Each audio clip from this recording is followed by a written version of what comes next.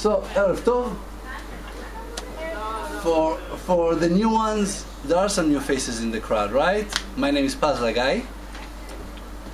Most of the focus here is on relationships, because that's what I do when I'm not lecturing. I do marriage coaching. So I would like to give you guys some insight into healthy, good marriages.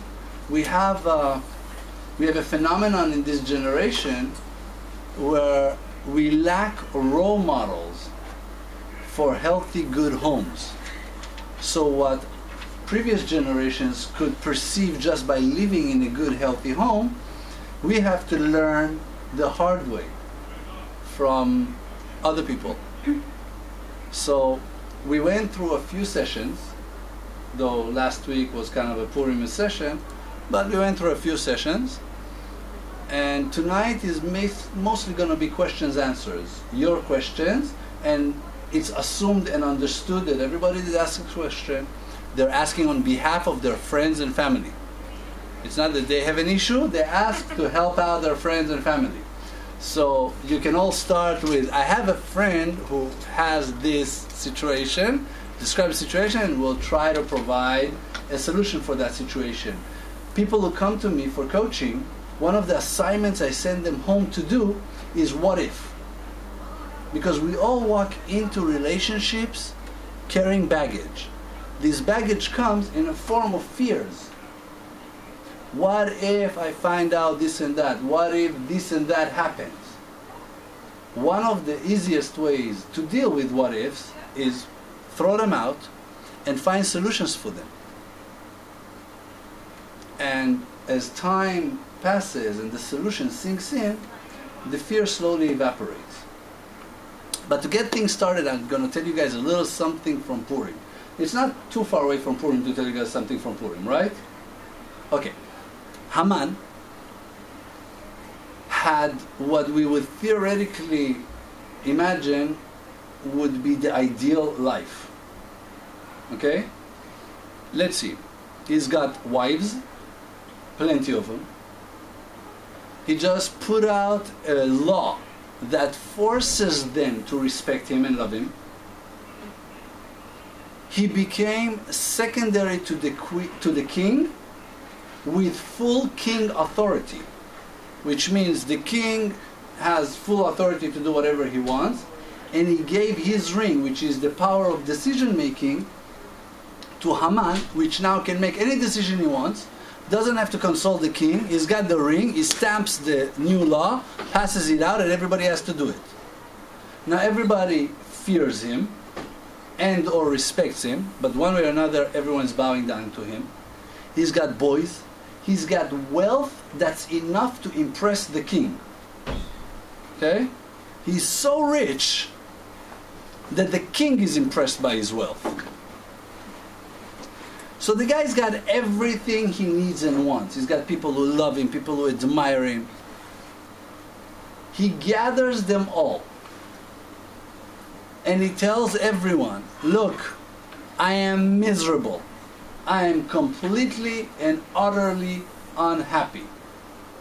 They ask him, why is it so? And he says, because Mordechai will not bow down to me. And that's the reason I'm miserable. Does that make sense to anyone? Why? Because once you've reached the level where you get everything you want, when one thing doesn't happen for you, that will be the worst thing in the world. Like a spoiled child. Like a spoiled child. Okay. Yeah. So if I am one who did not receive everything I want yet, and I go out and I've got a flat tire in my car, I won't get upset. Maybe not as upset as someone who has everything and gets a flat tire. Yeah. Fair enough. Fair enough. But he didn't say I'm upset. He says none of it is worth anything. You see the ring, the king's ring? Worth nothing. You see all my kids? By the way, he had like 200 and something kids. Really a ridiculous number. Means nothing. You see all the honor and respect I got? Means nothing. He didn't say it bothers me. He says none of it is worth anything. I have no meaning in my life. You see this delicious steak? has no taste for me. I taste nothing in it. How could it be? Because Mordechai won't bow down to you, then the steak is not delicious anymore? Doesn't make any sense. Yes? Two things. First, it's what you're saying for Haman is like he gets the perfect room he wanted, but it's really clean and everything is like he wanted. But like the example, in where he used to put his books, there is one book missing, and he's just focusing on that, in fact, and it's exactly the same. Like everything's perfect to him, but there is one thing going wrong, and he's only focusing on that. And so because of this, he said, like, I did everything for what? For this missing book? And beautiful. So what you're claiming is a tunnel vision, which means everything else is there, he just can't see it. Okay, I would agree with it but in Haman's case it's a little different. You know why? Because he sat there and he counted all the wonderful things that are going on. It's not like somebody comes to him and tells him, look what a beautiful room you have. He goes, you know what, I really didn't notice it. I was focusing on the negative thing. He sat there and he counted. He says, look, I am second to the king. I am this, I'm that. I have all of this. Can't enjoy it. Yeah. It's stopping me from being able to enjoy it. Is he just OCD? No, because still it's like the fact that one thing is missing to him is as important as everything's here. Okay. Okay. I'm willing to hear that. Yes. He wanted to find something, a problem, because he was like a sick man. He wanted to... He was looking for a problem. Yeah. You're extremely right, and in a minute I'll give a raya. Anybody knows what a raya is? Evidence, an idea, presence of something that proves what she said. It's true. It only happens when a person looks for a problem, because the problem is completely outrageous. Okay? It is completely outrageous. You get everything, and you go to a restaurant and somebody's treating you and they invite you to a restaurant where a meal costs $250 and they serve you hand and foot with everything, right? And they're fresh out of ketchup, and you said, you know what? No point being here, I'm going home. I mean, it sounds absurd. I don't care how spoiled you are. If you'll get up and leave a $250 meal because there is no ketchup, you're in a lot of mental trouble, right? Okay, so he was looking for a problem. Hold on to that, we'll come back to it in a second. Yes? I would also strengthen sayings by, I was going to say that he was looking for a problem, but not only that, he also had a very strong hatred towards the people in the first place. And he was just looking for this little excuse. I don't know, it would come out in the beginning or the end, but it was just waiting for this little tiny opportunity to just wipe it out. Manage all his anger. It's true that he was a known Jewish hater, but he already got approval to kill all the Jews. So he didn't want to seem as a... He already got approval to kill all the Jews. He had no problem. It was just the date was running. I mean, he already had approval to kill all the Jews. The king said, okay, everything was fine, you know, and it still wasn't enough for him. Okay? So, yes? Maybe because he was always focusing about himself. And the fact is that Moshe reminds me his failure. Like. Very good. You see, I was waiting around for you to bring that. I knew if I would just wait around, somebody would bring that up. Okay, so here it goes. At the end of the story, towards the end of the story, the king calls Haman and asks him a theoretical question. He tells him, look, what should be done with the person who the king really loves? And he thinks, wait, the king really loves whom? The king really loves me. So I get all my wishes granted now, right?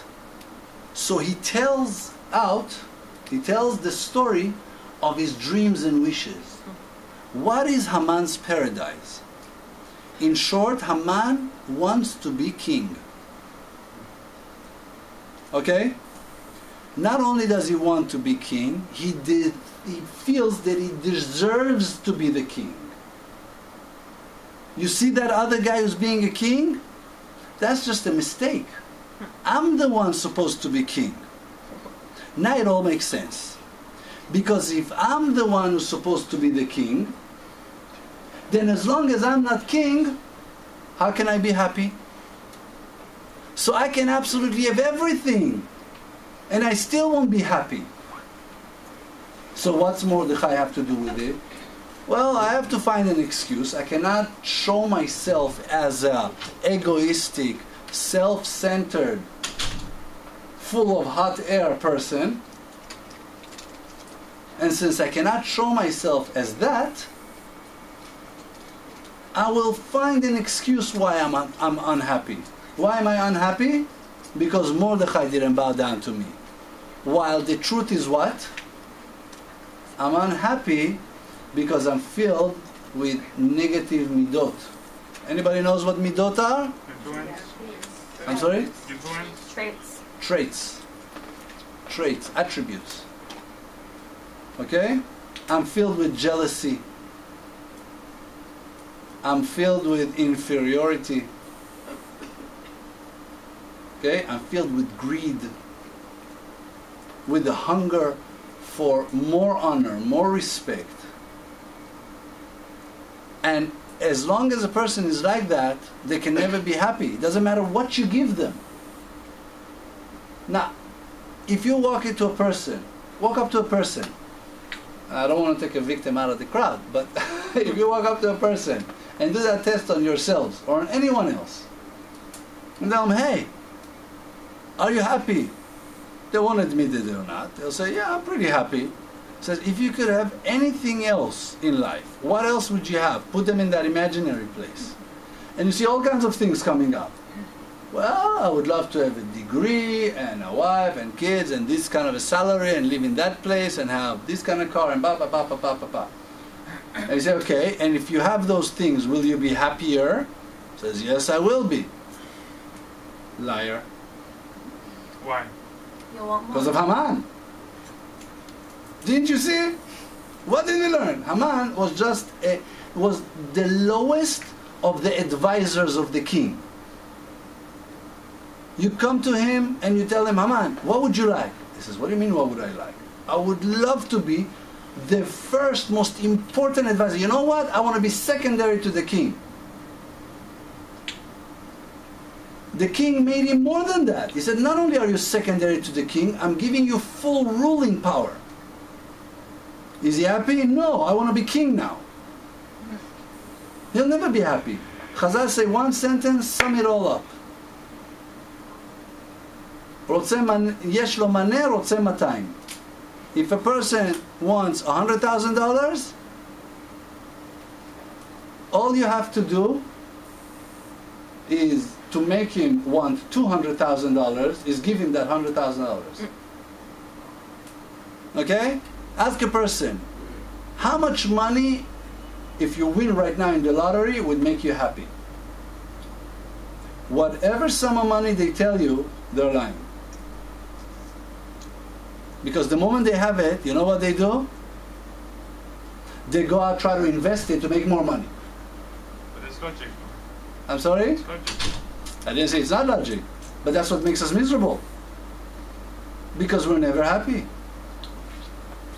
Okay? Now, let's make a distinction between lirtzot and lishof. Now, one is to want, the other is to aspire for. I'll give you guys an example. A person goes out and fills a lottery ticket. And in a week he's supposed to either win or lose. A person goes out and works for a whole week. Comes the end of the week, he's supposed to get a salary, right? Let's take two scenarios. The first is the working men who have labored all week. Comes time for salary and the boss tells him, sorry, no money. What's his reaction? Nachon. What else? Depressed. Frustration, yeah. Frustration, anger, lashes out. What do you mean no money? I'm supposed to... Nachon? Now it depends. He's Italian, he's French, he's Spanish, okay? He's English. Okay? The guy who filled the lottery ticket shows up at the lottery booth and tell him, sorry, you didn't win. What does he say? You said, Oh well. What do you mean, oh well? What happened? Why doesn't he go, hey, I was supposed to win, why didn't I win? Where's my money? because he knows already, like, he didn't do anything to achieve it. Like, he What do you mean? He filled the lottery ticket. Yeah, but So what? we But know. there's like 0.01%. Does somebody win? Someone wins, yeah. No, that was supposed to be me. What do you mean? You see this guy standing there? Did he win that 1.something%? That was supposed to be me. Yeah. But the guy who was working for the boss, he was working actually, was doing actually work for someone. Let me ask you a question. Do companies go bankrupt Yes. every day? No. Of course, yes. Yes. Every day. Going to the IRS office, every day there are people filing there for bankruptcy. The line for bankruptcy is never empty. There's always somebody there. Yeah, but So every day there's companies going bankrupt. So now your company went bankrupt.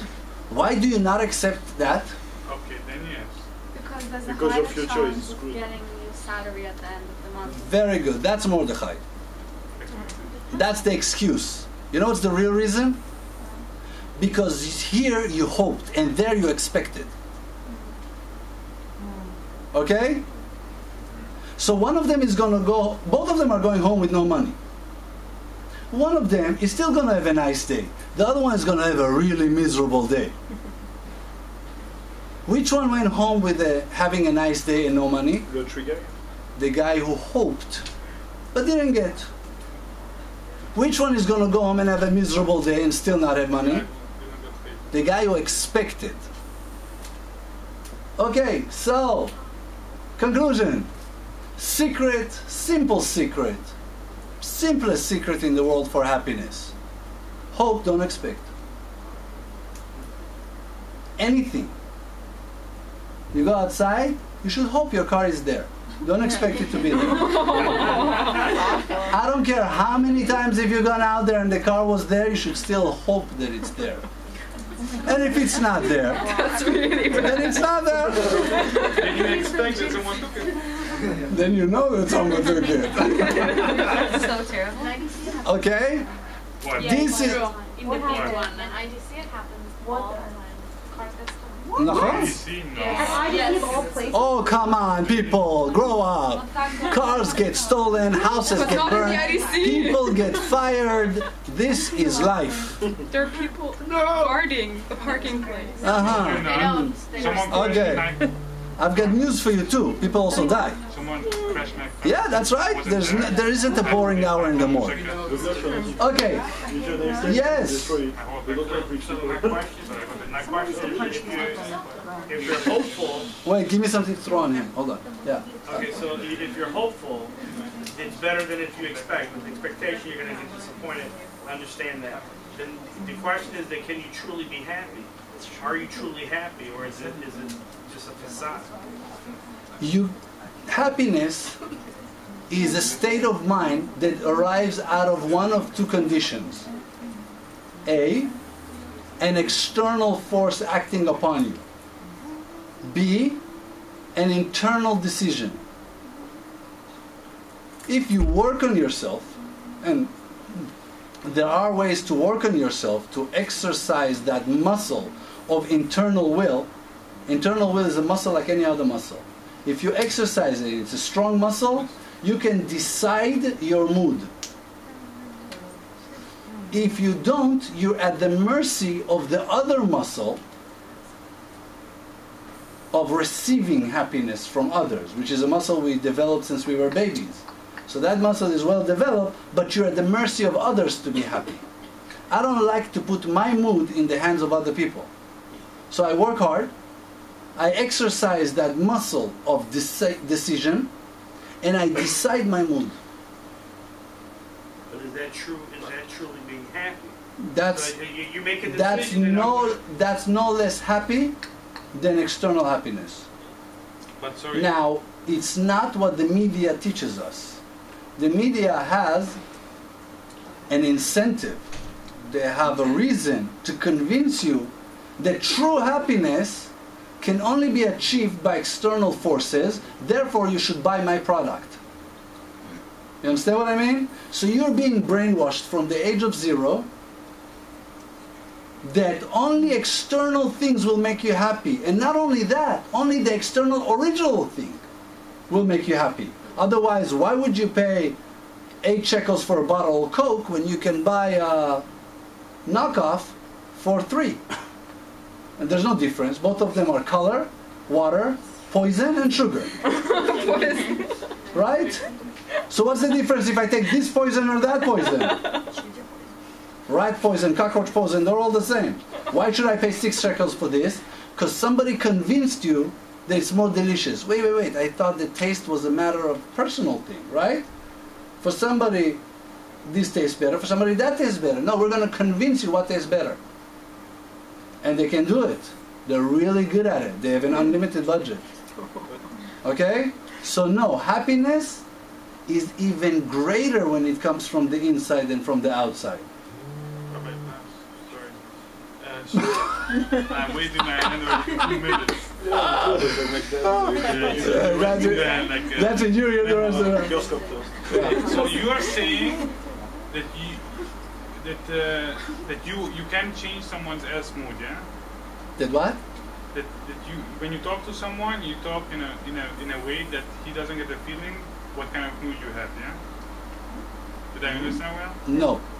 I said that I control my mood. But you can. Let's say. Okay, good thing you told me because you know. No, that's it. What do you mean you can? God forbid. I am. It's an existing fact. Yeah, but let's say God forbid you have a car accident. Okay, nothing happens to you, but your car is like broken. Okay. No fun. And then. Why? I smashed my car on the freeway twice.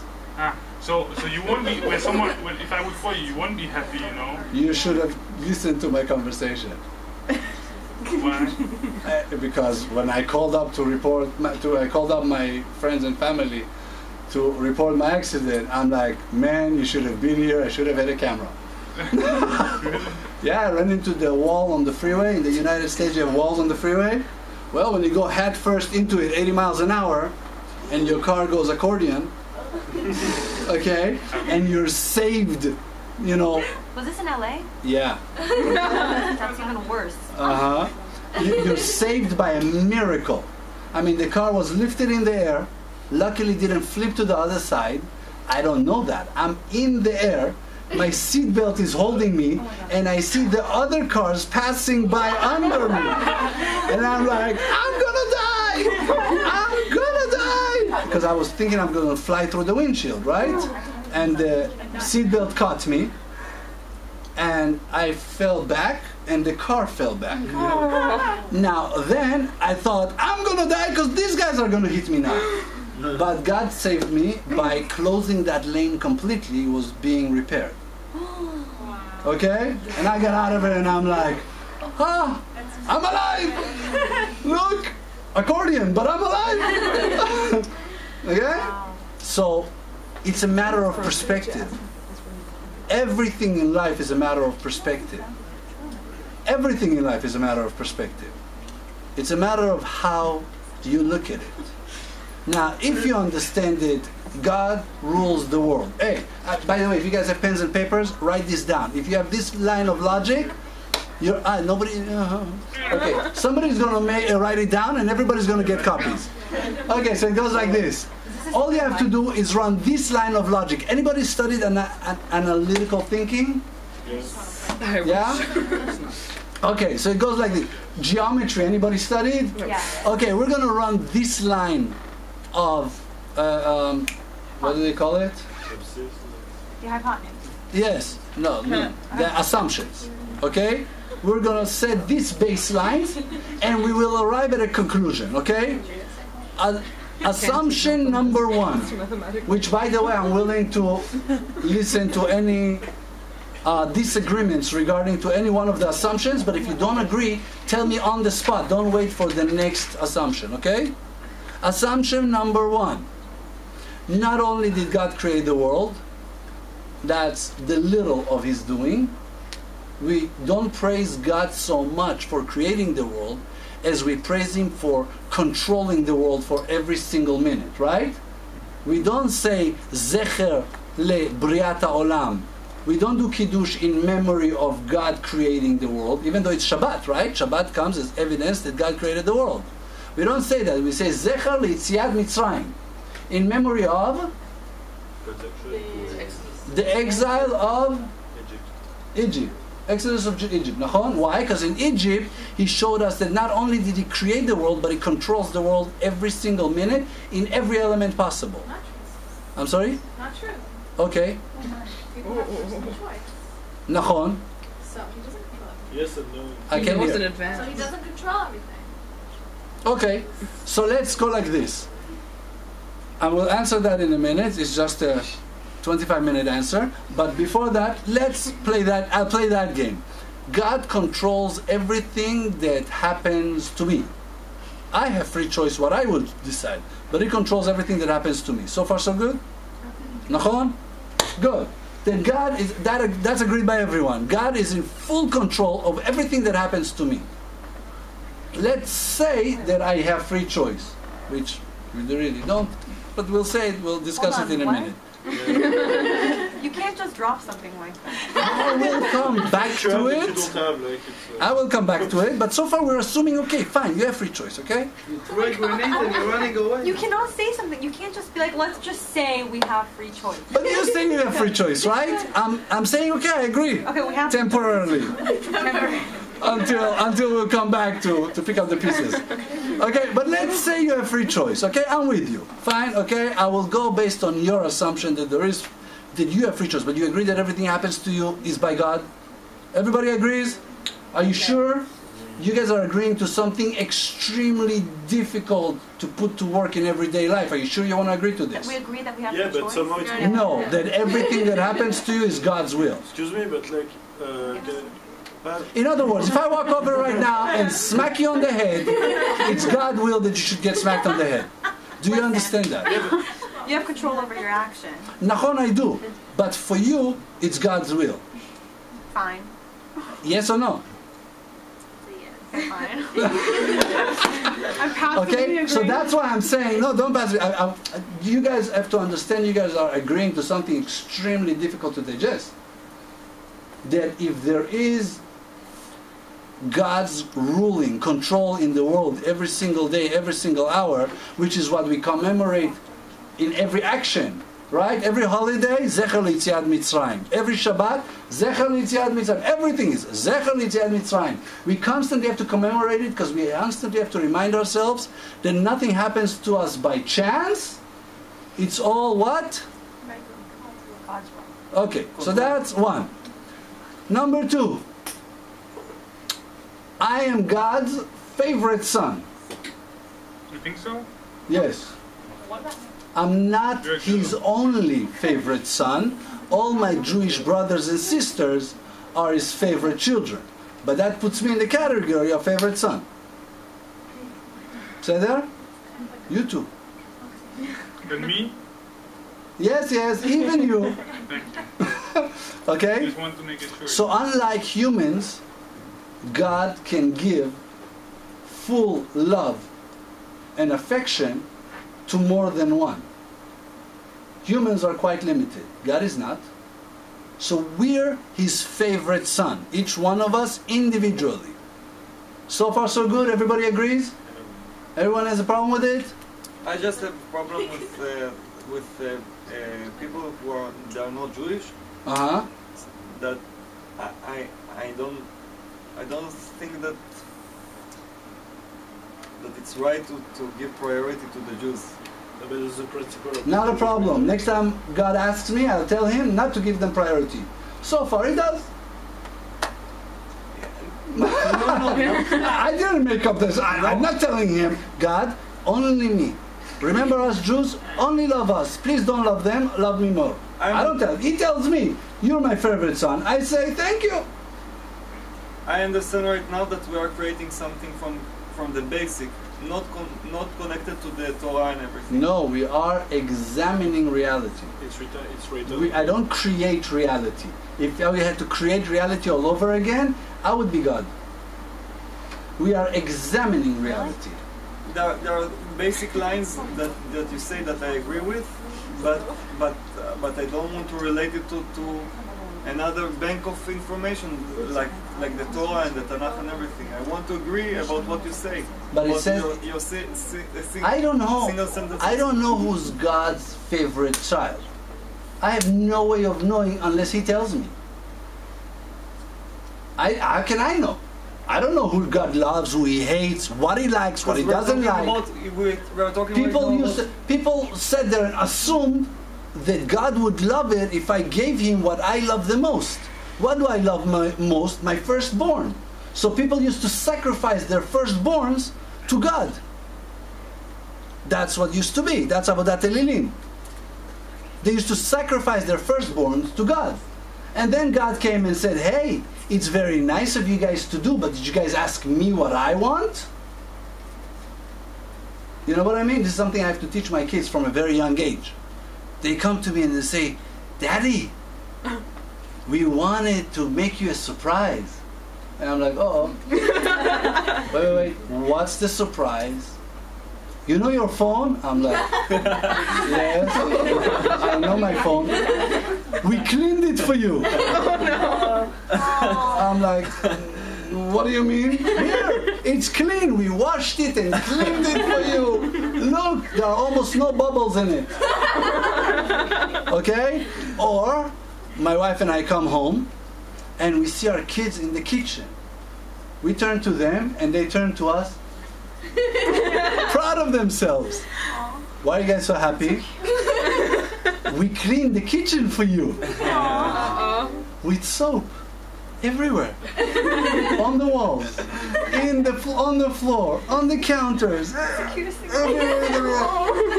I'm like, and then we had to teach them. You want to know what we like?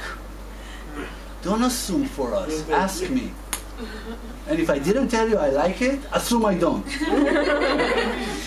It's the same thing with God. God said, hey, don't assume for me. Ask me. Okay? Which is why He sent us, Moshe, and the other prophets afterwards, to teach us what He wants and what He likes. So we won't sit here and make assumptions from our minds, because if we do, people will assume that they have to sacrifice their firstborns. Which we don't, by the way. Please don't be tempted to. Okay? Keep your firstborns. Yes? So you're saying, I just want to make sure I'm hearing you right. You're saying that... It's recorded, by the way, so you can always go back to it. So what you're saying is that God, we know we have the chosen people, put in brackets, whatever, but you know, through the prophets, that we're being told what? That we are His children that He loves the most. Nachon. Okay, but I would only argue that everyone is creatures of Hashem. Nachon. God created the world. Nachon. God created the non-Jews as well. Absolutely. Okay, so how can we say, granted there are some people, and God definitely made distinctions in choosing, you know, Bnei Israel to be his people, okay, and for surely offered the Torah to the other nations for, you know, that whole thing. Okay, understand that, got that. But also, you know, we know even today that, you know, you have Goyim that, you know, have the mitzvah of, you know, B'nai Noach. So why wouldn't, if we're looking at, say, it's people who are, whether or not they keep the Torah, whether or not they're doing what God wants to make Him happy, right? And let's ask God. God says, listen, I want you to keep the mitzvot. Okay, fine. 613 over here, you have 7. Much easier job for you to do. You're keeping the mitzvot as a group, right? And hopefully all of the Goyim one day can understand that and relate to God. So how can we say that God loves these people less than He loves us? God wants all of us. We don't say. God doesn't say either. Ah, really? Where does God say that if a righteous Gentile, okay, who's keeping mitzvot and doing what he's supposed to do, that he doesn't love them as much as you? Yeah, where does it say that? So you're asking a great question. Okay? The answer is, he says it, both in the Torah and the Nevi'im, and the prophets. It's said over and over again, repeatedly. B'ni Bechor Ephraim. It says that whatever you should, it says it in the mitzvot that he gives us. For example, a goy does not have the option of tshuva. You do. Why? Because you give your favorite son a second chance, always. We're reading. I think that you're reading into it. That's not what it tells me. Not a problem. But if he also tells you that you're my favorite child, and he proves it to you. Goyim at all. That's what you're saying. Chas v'shalom. Chas v'shalom. I didn't say What that. you're saying, there's no tshuva. There's no tshuva, but they can not do wrong, and they're fine. Then that would tell me if I don't do wrong and God says I'm fine. Maybe He loves me more. I don't have to do tshuva. I agree. We'll read. No, I'm just saying. I'm just trying. I'm Then not we'll being read. argument. I'm just bringing. I understand. So we read what it says. We don't make up the Torah. We study it. There's a difference.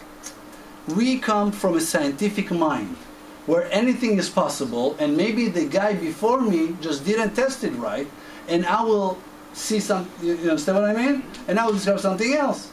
They thought that light was relative, then they found out it's constant. Now they're questioning it all over again. Okay? When it comes to Torah, it's a whole different ballgame. God said, look, I don't need you to go out and try to examine things. I'll just lay it out for you. A, B, C, D. You want to know the proofs? Well, everybody heard about the seminar that's coming up? Next week? That's right. Arachim seminar. You guys heard about it? Maria? That's right. Come on down. They have 3 days where they bring out everything. You see the exact psukim. Who says that Torah, the Shebe'al Peh, the verbal law, the oral law, is as accurate as the written law? Who said that our Torah is correct? Who says all of those things? 3 days, 2 nights, we cover it. Come on down. And they have a special discounts for students. They got. Huh? We finish this course. Absolutely. That's right. You get your hat, your jacket, you're good to go. Okay? So now, you're his favorite son. Next understanding. God doesn't think that He knows what's best for you. God knows what's best for you. Okay? Now, it's not always what's pleasant, but it's always what's best. Okay? So, if the best thing for my kid right now is ice cream, because he got hit in the face and his face is all swollen and it's something cool to calm the swelling down, then I buy him ice cream. But if he's got a hole in his tooth, then I'm not buying him ice cream, I'm taking him to the dentist. Is he going to enjoy the dentist as much as he enjoys the ice cream? No. Is the dentist what's best for him now? Yes. Yes. Does God know what's best for us? Yes.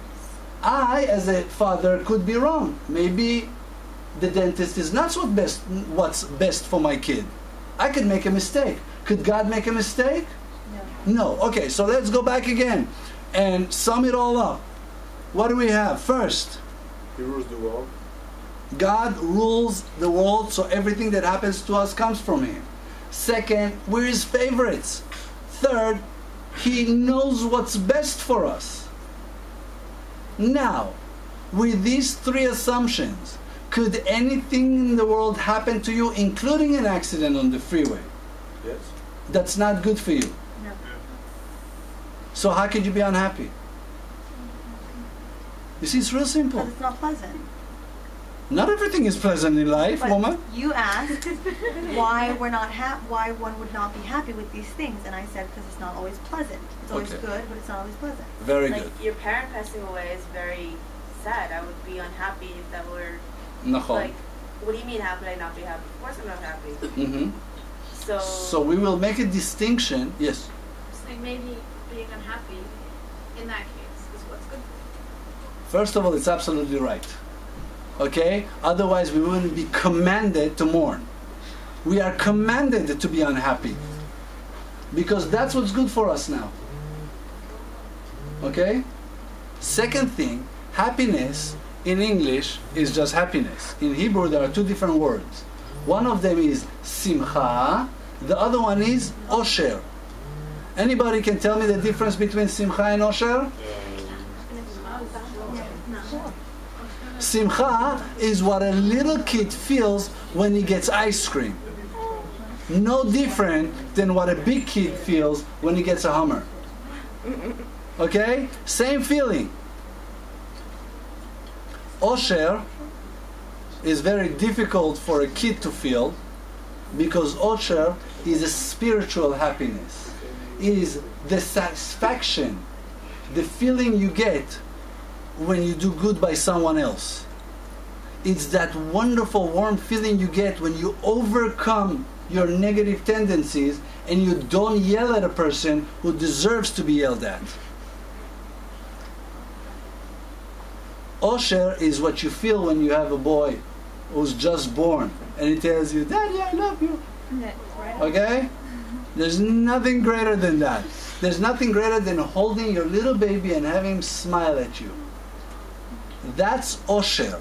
Very different than Simcha. Simcha has an expiration date.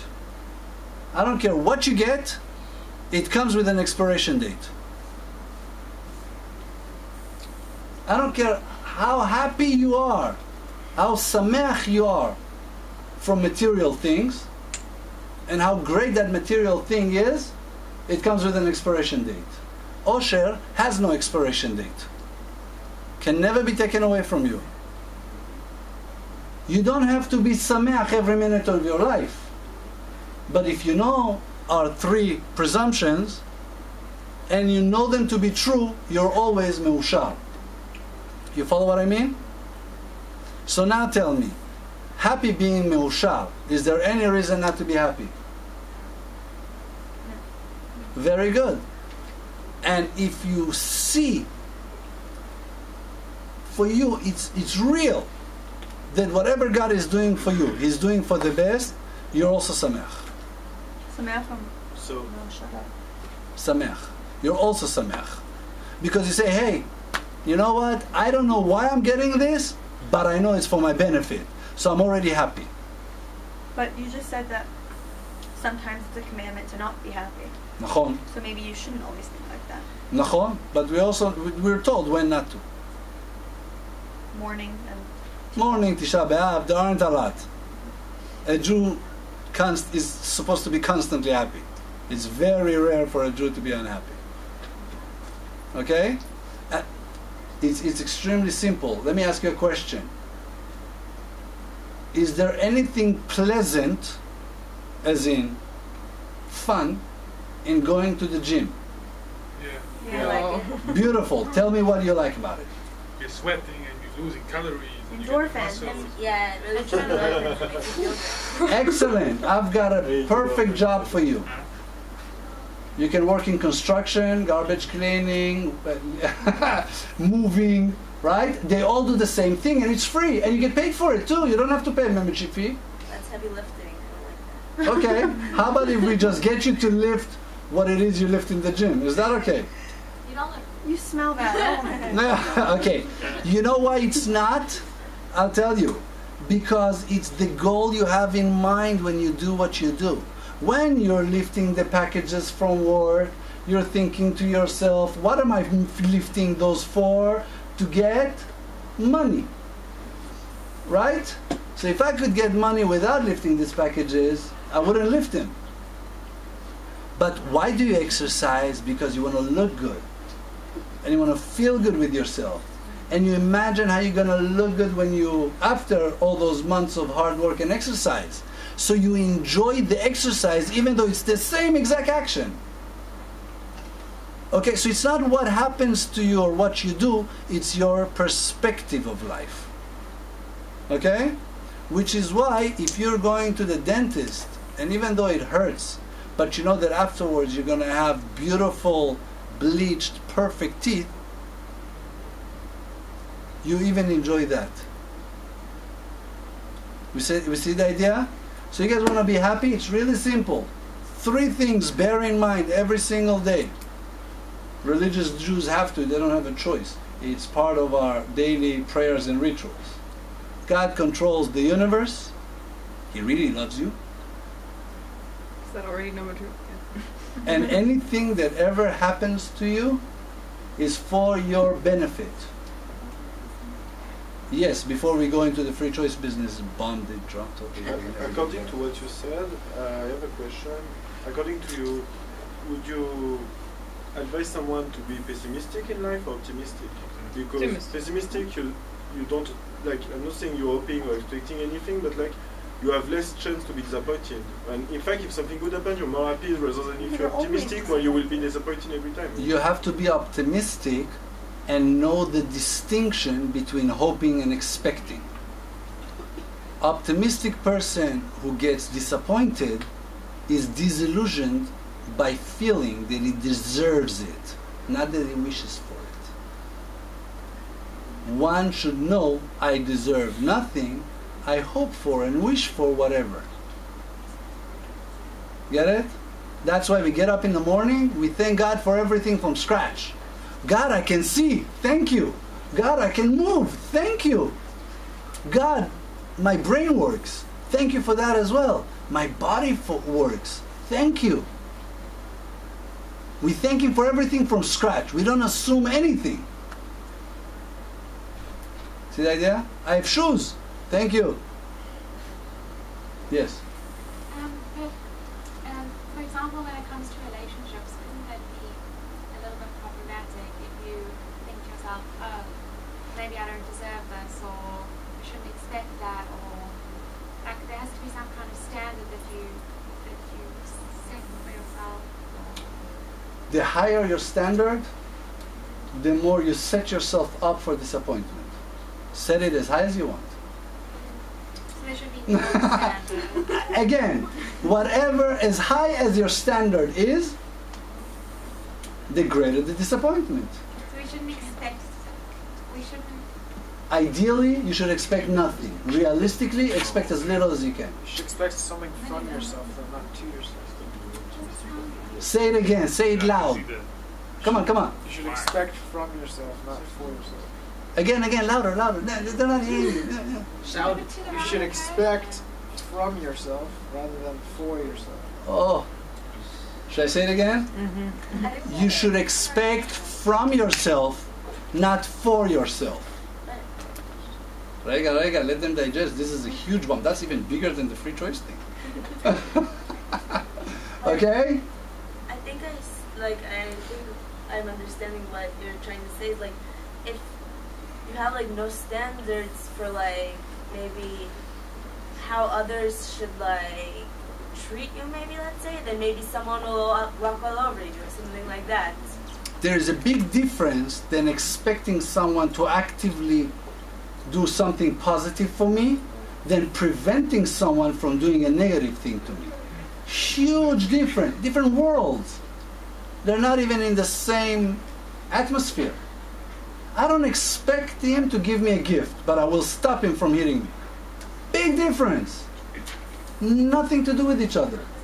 I'm committed, I'm forced, I'm commanded to. Hakam le'orgecha, hashkem le'orgo.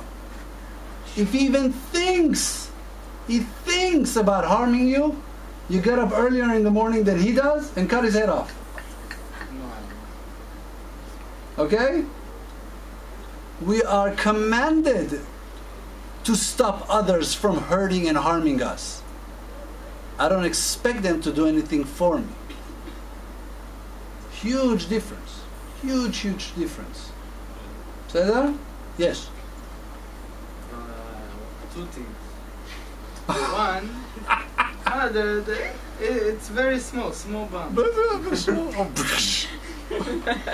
One is you guys are just taking advantage of this being the last session in our series, so you can wrap it. Wait, what? It's The last? What? Not the last lecture given here. It's the last of the series I'm supposed to give over, which is why it's question answer, to cover all the loose ends. Be'ezrat Hashem, hopefully they'll call me up again. I'll come over and we'll talk some more. But you feel free. Just come. but you know, this series is the last one. So and by the way, they're gonna yank me out of here. So yeah. Okay, so I'm gonna throw it quickly. One thing is David HaMelech. He said, "Ivdu et Hashem besimcha." Nachon. So basically, he's giving clues here that how do you work Hashem? You work Him with simcha, not any. And there's other places where they say about simcha how that's like who doesn't work Hashem with simcha, he gets this and that. Anyway, and what's the question? And another thing is, what's the question? No, it's an assumption that leads to the question. Okay. Now they say another thing is. You say critical thinking courses. In the Geula Amitit V'Ashlema, you will receive unlimited joy. Nachon. Unlimited, the real simcha. But do you bring that Geula by simcha? No. You bring the Mashiach, you bring it with simcha. Nachon. That's one of the tools. No. Yes, I agree. What's the question? No, it's a question with an answer. Let me answer the question before I say. The question is yes. Our basic rule to work God, of working God, which He commanded us, is you want to do things for me complete. You want to give me a complete gift. You know how you wrap a gift for God? What's the wrapping paper? Happiness. Okay? Now let me ask you a question. You're married. You're married. It's your first year of marriage. Your birthday comes up. And this is a great test for your husband. Right? And he goes and he gets you a really nice gift. And just puts it on the table and says, "Happy birthday." Just like that. No box, no wrapping, nothing. Happy birthday. How's that compared to him putting it in its original box, taking off the price tag, wrapping it real beautifully with all kinds of flashy, dashy things with 2 different wraps, so it'll take you a while to open it up, and you're all excited, you know, tearing it up, okay, and you open up the box, and you see your gift. Which one would you prefer? Second. You want to give God a beautiful gift? Make sure you wrap it. What's God's wrapping paper? Joy. Happiness. Be happy with what you do. Say that? Now, wait, I promise. Yeah. A bomb. Yes, repeat your presumption so I can, knock it out of the park. Yeah, go ahead. Humans have free choice over what their decisions. Humans have free choice. Humans have free choice. So where's God's control as long as we have free choice? You're asking the most difficult question in Judaism. Okay? There are complete books written about this. I'm doing it injustice by answering you guys quickly. But I don't want to send you guys home with nothing. So I'll give you a taste of the answer. And if it's incomplete, it's because I told you so. It's incomplete. There's a lot to be learned about it, okay? What you're asking is called Maaseh Merkava. Maaseh Merkava is the highest form of Kabbalah. Is to understand that. It's a question that Moshe Rabbeinu asked. He said, how do these two mesh? How do these two mix? I mean, you say you control the world. Then you tell me you have free choice. Make up your mind. If I have free choice, how do you control the world? If you control the world, where did my free choice go? God says, look, you have problems, it's not my problems. I know how it works. If you don't understand, don't worry. Why don't worry? Because day comes when you will be stripped of this world. Now this world is blinding. Okay? So you will be stripped of this world. You'll go up and you'll be able to see everything that's behind the veil. In other words, you're seeing the puppet show. You don't see the masters, you don't see the strings.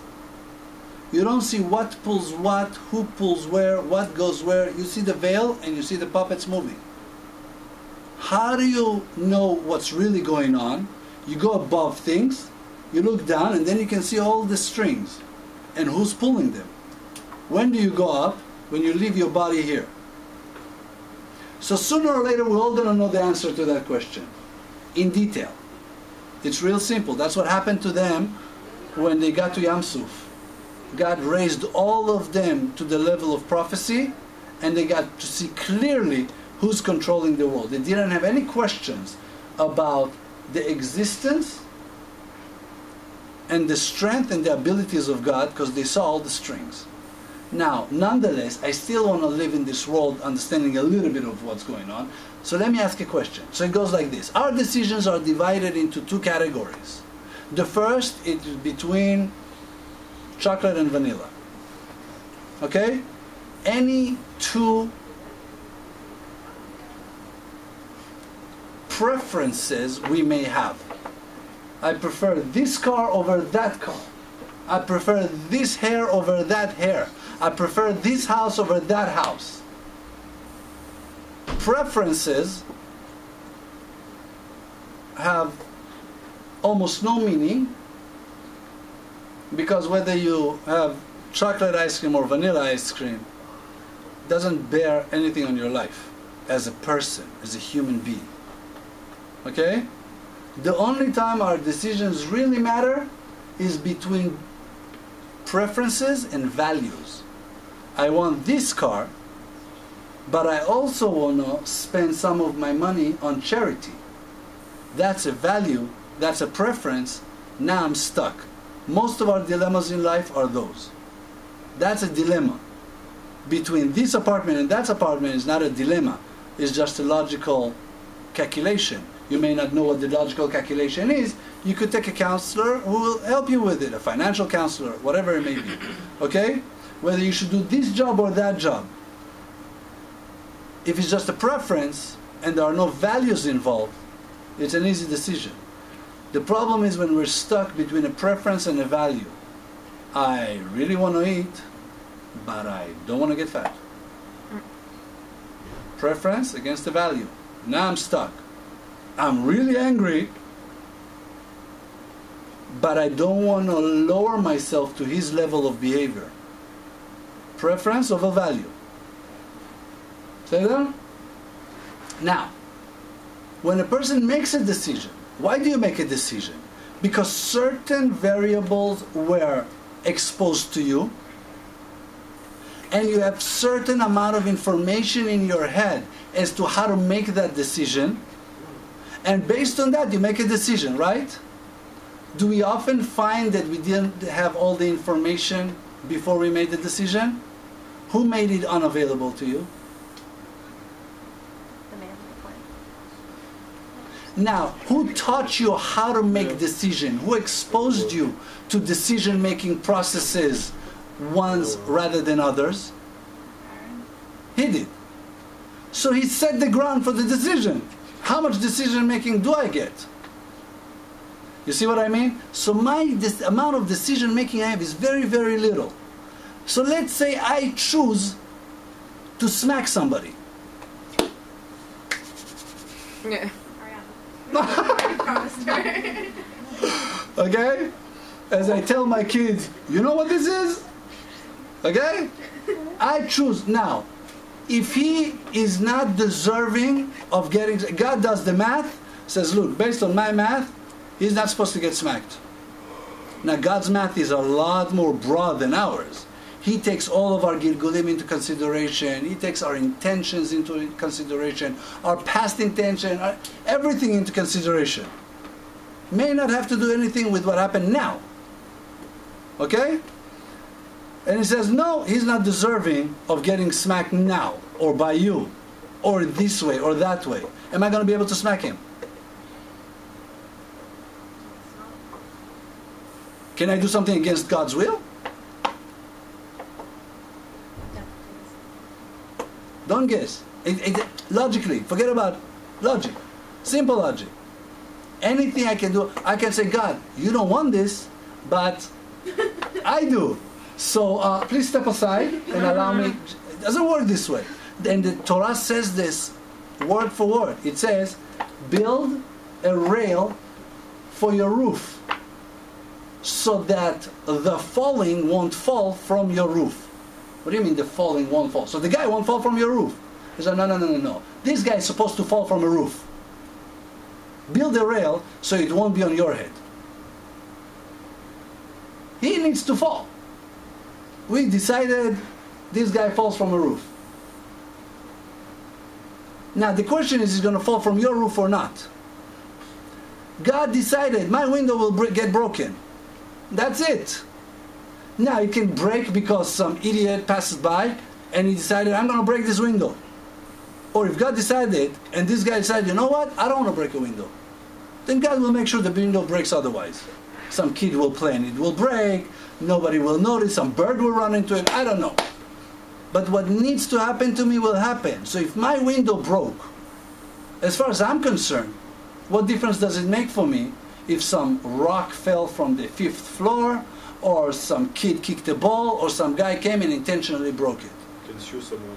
I'm sorry? You can sue someone. Oh, the only difference is that if somebody did it intentionally, God allowed me to get financial compensation for him. I'm not allowed to yell at him. I can only demand financial retribution. We see the idea where free choice, where's my window free choice? People feel they have free choice. I can do anything I want. No, you can't. Your window of free choice is extremely limited. If you could do anything you want, you'd already be married with a lot of money and a few kids, right? So we cannot do everything we want. Out of our limited options, we feel that we have a certain amount of free choice. Right, I'm not saying a person can do anything they want.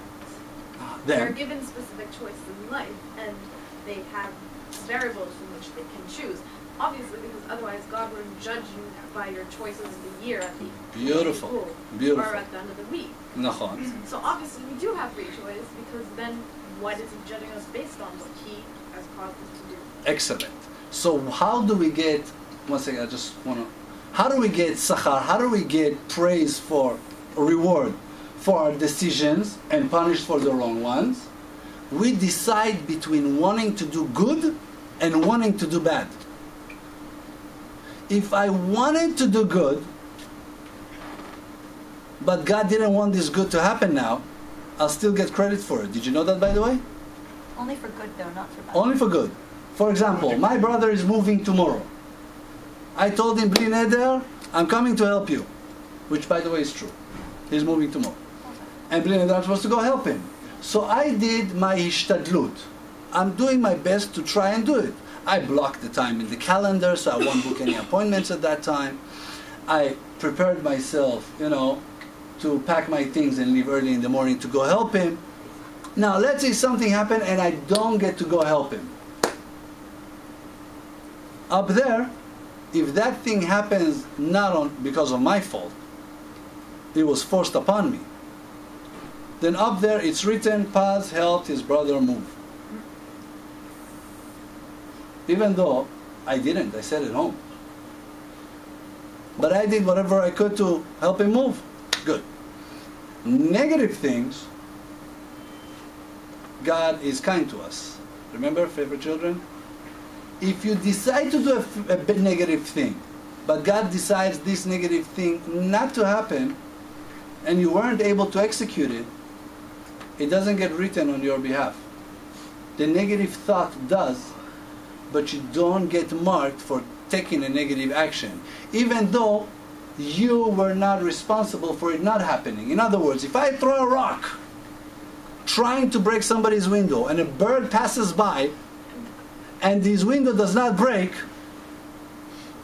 I do not get written for Paz broke somebody's window. No, but you killed a bird. Yeah, but I had no intention of killing that bird, so I'm good. Okay? We see the idea? So, before any action, we are responsible for doing our best to make the right decision. And for that you get rewarded. After anything that happens, whomever did it, that's God's will. So how can I be sad? How can I be upset? What's more that we learn that God a lot of times is like a great collection agency. Yeah. He has to collect, but he will come to your home and take all the junk that you don't really want anyway, rather than the really good stuff. Okay? So if my kids wash my telephone, it's so he doesn't have to take something more valuable to me. Like chas v'shalom, their health, chas v'shalom, my health. So I'm really happy about it. He always knows what's best for me. So can anything happen to me that's not for my best? You should be happy, you should be dancing. You lose a tooth, be happy you didn't lose an eye. We see the idea? Because whatever he does is for our benefit. So how could you be unhappy? And you still have free choice, but you choose between good and bad. You don't choose the final result. You don't get choice over the final result. Whether you'll get a job or you won't get the job, you don't get to choose. Okay? You choose the intention and you're trying to make the intention work. You prepare yourself, you leave the home early, you put together a nice resume, you talked as nicely as you could, you were respectful. Get the job or don't get the job is God's will. What's the difference then? If one way or another I'm not supposed to get the job, then I might sit as well at home and I won't get the job. The difference is at the end of the month, when you're in debt, God will not come to you and say, hey, why are you in debt? He said, look, I did my best. He says, okay, true, you did your best, you're good. But if you sit at home, you didn't do Yeah, your but best. If you sat at home and you didn't do your best, now you're responsible. Because you just said that you sat at home and you did your best. Is that sorry. even possible? My apologies, I skipped words. 2.5 but hours. you that even if you go to 20 meetings to get a job, you still in debt. So, I mean, it's nice to say, yeah, okay, you did a good job. What's your name again? Alex Cohen. Alex Cohen, that's right, my Cohen. Okay, our Cohen here brings up a great point. He's asking indirectly, what's the amount of ishtadlut that I can say that I did and I'm good now? Every element has its level of ishtadlut. You should consult a rabbi that knows you, because ishtadlut changes between one person and another. Say there? So your ishtadlut to get a job and your ishtadlut to get a job are different. So you should know what is your ishtadlut to get a job. So you should go to somebody who knows you, and if he doesn't know you, getting to know you. Once he knows you, he can then tell you your level of ishtadlut to get a job is to do this, this and that. I heard of two people, both of them went to the same rabbi. One of them, his level of ishtadlut to bring money was to work no more than 6 hours a day. He told him, you work even an hour more, you're just working for nothing. You're not going to get any more than you're supposed to get. You finished your ishtadlut in 6 hours. The other works 12 hours a day, 8 o'clock in the morning till 8 o'clock at night. And that's his ishtadlut. It varies. Pseder? Now, a big bear came to tell me that I'm done. So before I go, I would like to remind you guys, it's a final opportunity to get a huge, great discount. How much is a huge, great discount?